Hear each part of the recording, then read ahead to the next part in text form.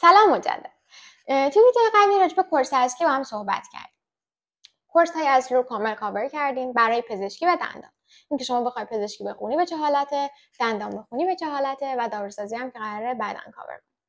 خب حالا میخوام بیام بهتون بگم آقا پریمدیکال چیه؟ کی باید پریمدیکال بخونه؟ چرا باید پریمدیکال بخونی؟ چرا تا وقتی کورس اصلی هست باید بیای پریمدیکال بخونی؟ بچه اولین نکته‌ای که نیازه بهتون بگم اینه که روند پذیرش هر ساله برای ما ایرانی‌ها سخت‌تر میشه. متاسفانه یه طرف وزارت بهداشت کارو برای ما سخت میکنه، یه طرف چینی‌ها برای ما کارو سخت میکنن. چرا وزارت بهداشت سخت میکنه؟ چون که دانشگاه تایید و غیر تایید گذاشته. الان هیچ جای دنیا به جز ایران دانشگاه غیر تایید و تایید براش مطرح نیست، ولی متاسفانه برای ایران مطرحه. و از طرفی چینی‌ها برامون سخت‌تر میکنن. هجوم ایرانی‌ها به سمت چین مشاهده شده. 4 سال پیش که من اومدم اینجا هیچ خبری نبود. الان پر از ایرانی، یعنی ورودی جدیدا رو می‌بینی کلی ایرانی هستن.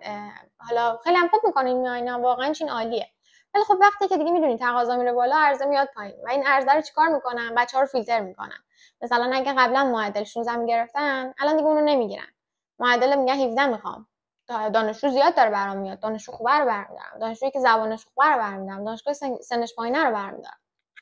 پس در نتیجه همینجوری داره سختگیری میره بالاتر. پس تعدادی که میتونن کورس اصلی بخونن میاد پایین. اینایی که نمیتونن کورس اصلی بخونن چیکار کنن؟ اینا دل ندارن دیگه نمیتونن مهاجرت کنن؟ نه، میتونن.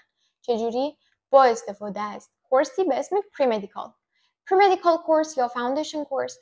در واقع دوره‌ای هستش که شما میگذرونین، کورسی هست که شما میگذرونین که بهتون دروس فاوندیشن یا بیسیک تدریس میشه. دروس فاوندیشن چیه؟ زیست، شیمی، ریاضی، فیزیک و گاهن زبان چینی، زبان انگلیسی. دانشگاه با دانشگاه متفاوته. یه دانشگاهی میگه من فقط شیمی و انگلیسی میگم، یه دانشگاهی میگه من چینی و فیزیک میگم، یه دانشگاهی میگه من هر 4 تا درس رو میگم. دانشگاه با دانشگاه متفاوته. ولی خب پریمدیکال کورس خارج از اینها نخواهد بود مگر دانشگاه‌های خاصی بخوایم بریم. پریمدیکال یا فاوندیشن کورس برای چه کسانی مناسبه؟ کسایی که معدلشون، سنشون، شرایطشون، مدرک زبانشون، وضعیت زبانشون، وضعیت تحصیلیشون، اصلا وضعیت مالیشون به دانشگاه گنده نمیرسه. اگر این شرایطو ندارن و ایناشون نمیخوره به کورس اصلی، میان چیکار میکنن؟ میان پریمدیکال میخونن. پریمدیکال به افرادی که شرایط یه کوچولو بدتری دارن، میتونم اینجوری بگم، شرایطی که کسایی که کورس اصلی میخونن و شرایطشو دارن که خیلی عالی، تامز آپ، واقعا برید بخونید. اگر شرایطشو دارید صبر کنید برای کورس اصلی. واقعا منطقی نیست شما بیای هزینه بدی، نمیدونم اینو بدی، هزینه ایجنت بدی، اینو بدی، اونو بدی که بری پریمدیکال بخونی. وقتی میتونی کورس اصلی بخونی، وقتی شرایطشو داره کورس اصلی بخونی، نمون برای پریمدیکال. من قرار نیست بخاطر اینکه جیب خودم پر کنم بخوام با آینده شما بازی کنم، با 6 ماه شما بازی کنم، 6 ماه هزینه زندگی بدی، 6 ماه شهریه بدی، بعد بیا اینجا دوباره آزمون بدی، فلان کنی. نه، وقتی شرایط داری، معدل 18 زیر 25، مدرک زبان داری، بمون کورس اصلی. ولی اگه نداری، واقعی باش، خیلی خودتو بالا نبین. عذرخواهی میکنم و یه سری مشکلی که سر بچه‌ها دارن اینه که خیلی خودشونو بالا میبینن و چینو پایین میبینن و فکر میکنم با یه سری شرایط میتونن، در صورتی که یه سال میمونن، ریجکتی میخوره تو پروندهشون، بعد تازه میفهمن آقا کاش من مثلا گوش کرده بودم، حرف رفته بودم پریمدیکال خونده بودم، کاش شرایطمو قبول کرده بودم. پس نه، شما این اشتباها رو نکنین. من که اینجا هم الان دارم باهاتون صحبت میکنم، از تایمم میزنم، شما داری از تایمت میزنی و حرف من گوش میکنی، واقع بین باش، شرایط خودت رو بپذیر. بگو آقا من شرایطم اینه، من معدلم 16، من معدلم 15، دیگه 14 15 که اصلا نیاین دیگه، برای تایید اصلا دوش خط بکشید. من معدلم 14، معدلم 15، معدلم 16. ممکنه کورس اصلی رد بشم، پس ریسک نمی‌کنم، پریمدیکال میخونم. من مدرک زبان ندارم، اصلا زبانی نمیتونم صحبت کنم که برام از پس مصاحبه بر بیام، پس پریمدیکال میخونم. من سنم یه کوچولو بالاه، دارم دیگه میشم 24، دارم میشم 25. نمیتونم با اون دانشجویی که 18 سالگی داره مهاجرت میکنه رقابت کنم، پس ریسک نمی‌کنم، میام پریمدیکال. تو پریمدیکال اساتید خیالشون راحت میشه که آقا این دانشجو من 6 ماه ترین کردم، 6 ماه بهش فاندیشن رو گفتم، 6 ماه باش صحبت کردم، 6 ماه دیدمش، پس اولویت ورود به کورس اصلی میشه پریمدیکال. دانشجویی که استاد دیده، دانشجویی که استاد تایید میکنه، دانشجویی که استاد بهش میگه، استاد سطحش رو سنجیده، اولویت ورود پریمدیکاله. برای خیلی از دانشگاه قبلا اینجوری نبود، الان دیگه اینجوری شده، مخصوصا دندان. پس پیشنهاد میکنم حتی اگه شرایط به کورس اصلی میخوره برای دندان، و میخوای بری دندان، ریسک نکن و پریمدیکال بخون. اینو دارم خواهرانه بهتون میگم، چون یه سریا میان شرایطشون هم به کورس اصلی میخوره، یهو مصاحبه رد میشن، میگن ای بابا ای دل غافل، اون میومد پریمدیکال میخوند راحت‌تر میرفت وارد میشد به کورس اصلی. پس ما این شرایط رو داریم. آقا جان حتی اگه شرایطت میخوره برای دندان، بیا پریمدیکال رو بخون، این ریسکو نکن. کسی که دیگه شرایطش خیلی واو، دیگه فلوئنسیش در حد اوف بالا، معدل اوف بالا، چه میدونم سن خیلی پایین، دیگه اون قطعا خب کورس اصلی میاره. ولی شما حتی اگه لب مرز هستی، حتی اگه متوسط رو به بالا هستی، برای دندان پریمدیکالت رو بخون، این ریسکو نکن. پریمدیکال بهت کمک میکنه. پریمدیکال اینجاست که به تو کمک بکنه شانس تو ببره بالا، چون اولویت دانشگاه برای دندان میره پریمدیکال. مثلا نانتون بخواد بگیره 90% دانشجوی خودشو میگیره، 90% اونایی که آردی تو چین بوده، آردی دیده، آردی سطحشو سنجیده، 90% اونها رو میگیره. 10% میاد کورس اصلی برداره. کورس اصلی هم اون تاپا رو برمیداره، اونی که شرایطش بهتره، اونی که سنش پایین‌تره، اونی که مدرک زبان داره، اون تاپا رو برمیداره. پس در نتیجه من پریمدیکال رو پیشنهاد میکنم، حتی به کسایی که سنشون هم بالاه. برای دندان اینم بگم نه، پزشکی شرایط داری باید بمونی کورس اصلی، داروسازی شرایط داری باید بمونی کورس اصلی، منطقی نیست بیای پریمدیکال بخونی. ولی وقتی شرایطشو داری و میخوای دندان بخونی، برای دندان باید پریمدیکال تو بخونی. و میگم شرایط دیگه خیلی واوی بود بمونین کورس اصلی برای دندان. فاندیشن کورس رو بهتون توضیح دادم، دوره پریمدیکال رو بهتون توضیح دادم که چی آقا چیکار میکنه، اینا رو همه بهتون توضیح دادم. حالا میخوام بهتون بگم پریمدیکال که بخونین چه اتفاقی برای شما میافته اینجا، چجوری به کورس اصلی قرار ورود بکنین. بچه‌ها 3 تا شرط داریم، 3 تا شرط که شما اگه اینا رو رعایت بکنی شک نکنین قطع به یقین 4 تا شرط، البته 4 تا شرط قطع به یقین وارد کورس اصلی میشی. شرط اول اتندنس 95% به بالا. مریض بودم، ال بودم، حال روحیم خوب نبود، مهاجرت کرده بودم، قهر کرده بودم، ال کرده بودم، بل کرده بودم، باید سر کلاست شرکت کنی. شما پریمدیکالی هستی، شما کورس تضمین شده نیست، نمیتونی برای خودت افاده و قر و قمیش بیای بگی من فعلا نمیرم، سلامت روانم به خطر میفته. برو، باید سر کلاست شرکت بکنی.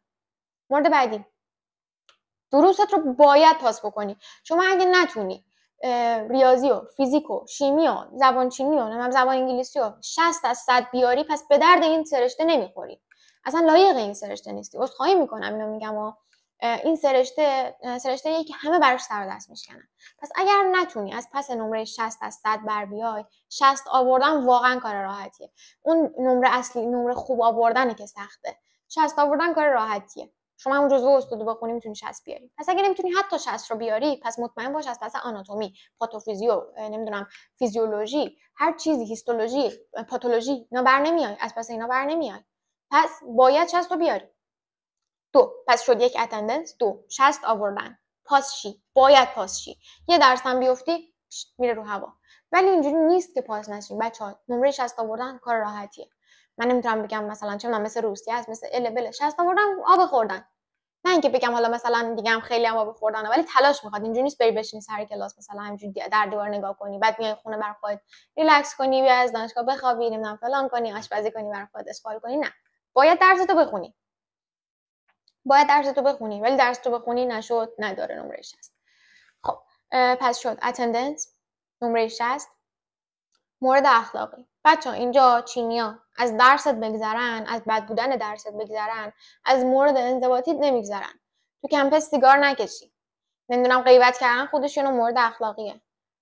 تو کلاب میری دعوا نکنی، حداقل حتی الامکان سعی کنین میرین با هم دعوا نکنین. هر کاری که میخوای، زندگی هر کسی به خودش مربوطه، هر جایی میخوای بری برو، ولی دیگه با هم دعوا نکنین. اونجا مورد اخلاقی نداشته باش، آزار و اذیت نده این چینی‌ها رو، با چینی‌ها دعوا نکن.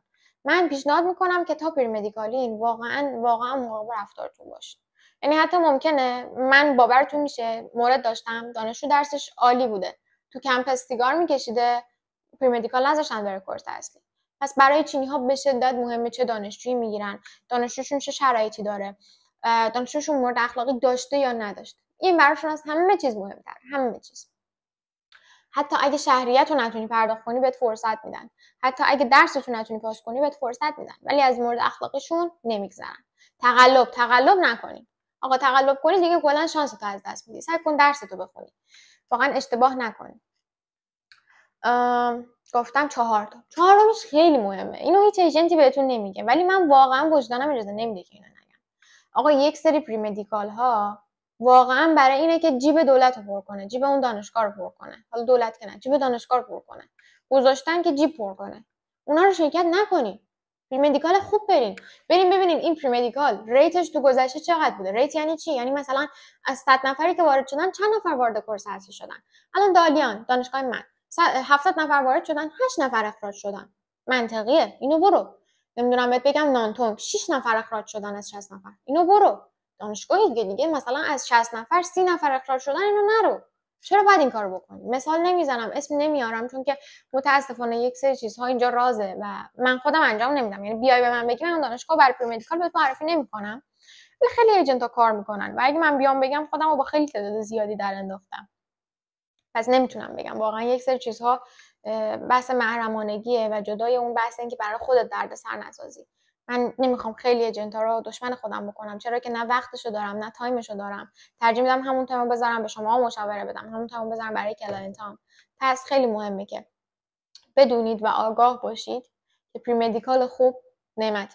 یعنی پری مدیکالی که بدونی حداقل آسودگی خیال داشته باشی، اگر بیفتی مشکل تو نبودی. اگر بیفتی مشکل تو بودی. اینو باید بدونی. یک سری پری مدیکال ها آقا اگه من بیفتم و نتونم وارد کورس اصلی بشم، مشکل من بودم. درسمو نخوندم، اتندنس نداشتم.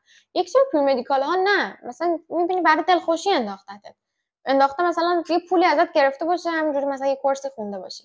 ببخشید عذرخواهی میکنم، پارسال پری مدیکال شیان معدل 10 برداشت. خب این معدل 10 آیا نمیدونه قراره بره با معدل 18 19 رقابت کنه؟ آیا نمیدونه دانشگاه بخواد دانشجو برداره از اون دانشجوی برمی‌داره که معدلش 18 19؟ خب شما وقتی اینو میدونی، وقتی در جریانی، وقتی شرایط چین رو میدونی و با معدل 10 میشینی پای پری مدیکال، بدون الان آلردی شما 50% شانس تو از دست دادی. بدون آلردی شما 50% شانس نداری نسبت به اونا. پس این تقصیر خودته که با همچین معدلی میری پری مدیکال فلان می‌کنی. بعضی وقتا آدم باید بدونه، بعضی وقتا باید شرایط رو بسنجه، در جریان باشین، خیلی جا بسنجین، با خودتون رو راست باشید. شرایط خودتون رو بپذیرین، قبول بکنین، از خودتون توقعات توهمی نداشته باشین. خیلی وقتا پذیرش یک سری چیزها خیلی تو زندگی به ما کمک میکنه. از ضرر مالی جلوگیری میکنه، از ضرر معنوی جلوگیری میکنه، از ضرری که به خانواده میاد، از ضرری که به عمر شما میاد جلوگیری میکنه. پس اتندنس داشته باش، کلاست رو شرکت کن، دروست رو پاس بکن، نمره عالی 80 آوردن. ما برای 80 90 آوردن میجنگیم، برای 100 آوردن میجنگیم، برای 60 آوردن ما اصلا نمیجنگیم. دانشجوهای من قرار نیست اینجوری باشن. پس نمرات تو خوب کن، اتندنس داشته باش، مورد انضباطی نداشته باش و پری مدیکال درست انتخاب بکن که من اینجا پری مدیکال درست رو بهت انتخاب بکن، بهت ارائه بکن. پس همه چیز رو گفتم چرا پری مدیکال بخونی؟ چون شرایطت به کورس اصلی نمیخوره، چون میخوای مطمئن بشی که وارد کورس اصلی میشی، چون مثلا چه میدونم کورس اصلی معدل 17 میخواد، تو معدل 16 میخوای خودتو از ریسک نجات بدی. مثلا کورس اصلی مدرک زبان میخواد پزشکی، اینجا دیگه کورس اصلی پری مدیکال مدرک زبان نمیخواد، پس اینجا میرم. چون مدرک زبان ندارم، تو خودم هم نمیبینم مدرک زبان بگیرم، وای نمیستم یه پذیرش ظرفیت کورس اصلی باز بشه، میام پری مدیکال میخونم، خیال خودم رو راحت میکنم. گفتم برای چه کسایی مناسبه، اینا رو گفتم. این که بهتون گفتم چیکار کن، چه چیزایی مهمه تو پری مدیکال برای ورود به کورس اصلی. میخوام بگم امتحانش چیه، چه امتحانی میگیرن. امتحان واوی نمیگیرن. البته که بگم هر دانشگاه با دانشگاه متفاوته. یه سری دانشگاه خیلی سخت گیرن، یه سری دانشگاه کمتر سخت گیرن، یه سری دانشگاه متوسطه. ولی حالت نرمال، من عرفشو دارم بهتون میگم، عرف چیزی که میخوام بخونید. عرفش چیه؟ آقا جان دانشجو درسی نیافته، یعنی همین امتحانای فاینالی که ازتون میگیرن، همینا رو شما 60 بشی پاس بشی باید ورود کنی به کورس اصلی. یک سری دانشگاه هم آزمون‌های جامع میگیرن. دیگه این که کجا میری چی میری کاملا بستگی به شما داره که دیگه چه نوع آزمونی قرار بدی برای ورود به کورس اصلی، این بستگی به شما داره. پس دیگه اینم گفتم، باید آزمونت به چه حالته. آزمونت فقط پاس شدن دروس تو یک سری از دانشگاه‌ها 60 آوردن، آزمونت تو یک سری دانشگاه هم آزمون‌های جامع است. آزمون‌های جامعش چیه؟ همین نمره فاینالایی که ازتون گرفتن.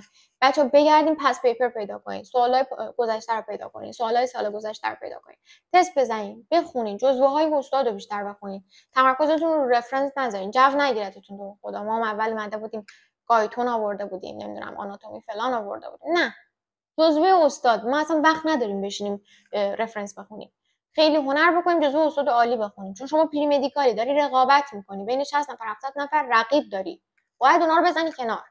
مثل چه ایتالیا و آلمان و اینا نیست بگیم وارد شدنش خیلی سخته. شما یه درس نرمال بتونی بخونی اوکیه، یه درس نرمال بخونی بس پس دروس بر بیای، ریاضی فیزیک شیمی که دیگه ما گذروندیم تو دبیرستان دیگه، نهاییشو که دادیم دیگه، از اونها واقعا سخت‌تر نیست. نشد نداره، اگه یه جای دیدین نتونستین بهونه نیارین، تلاش نکردین. همه چیو گفتم تقریبا راجع به پری مدیکال بهتون. اینکه پری مدیکال چرا قراره بهتون کمک بکنه هم بهتون گفتم. و یک نصیحت آخر، خیلی گفتم دوباره میگم، بپذیرین شرایطتون رو، با خودتون رو راست باشین. اگر شرایطتون نمیخوره به کورس هستی و یا حتی اگر میخوره و لب مرزین، پری مدیکال شرکت کنین، ضرر نمیکنه. این هر آن چیزی بود که نیاز داشتم راجع به پری مدیکال بهتون بگم. ببخشید یه کوچولو طولانی شد، ولی خب خیلی وقتا زمانمون رو بگذاریم از یه سری ضررها جلوگیری میکنیم و در آینده خیلی به نفعمون خواهد بود. همین. هر سوالی که داشتین برام بنویسین تو کامنت ها، اینستاگرام، هر جایی، من پاسخ میدم بهتون. و اینکه لطفاً سابسکرایب کنید که افراد بیشتری بتونن اینا رو ببینن و از این استفاده بکنن. خیلی ممنونم از توجهتون.